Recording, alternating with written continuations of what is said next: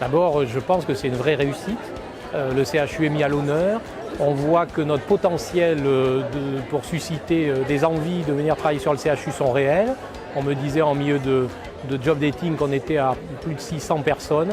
C'est une réussite. Ce n'est pas que pour les métiers du soin. Je trouve que ça montre aussi la force qui est la nôtre, celle de proposer des emplois et des possibilités pour des personnes qui arrivent de différents horizons.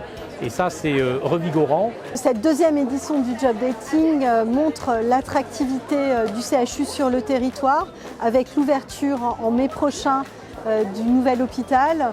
On voit que l'intérêt que ça suscite pour les professionnels de santé qui ont envie encore plus de s'engager dans les métiers de la santé et dans un hôpital flambant neuf. Alors on a eu beaucoup de monde effectivement, de profils différents, infirmiers, aides-soignantes, même des rééducateurs, des enseignants en activité physique, des psychomotriciens, des agents des services hospitaliers. Donc un public très varié. Super accueillant. Dès qu'on est arrivé, on a des personnes qui nous ont orientés, qui nous ont demandé dans quel secteur on voulait rechercher. Il y a certains stands qui prenaient aussi les CV directement, donc on parlait directement avec les recruteurs des stands aussi.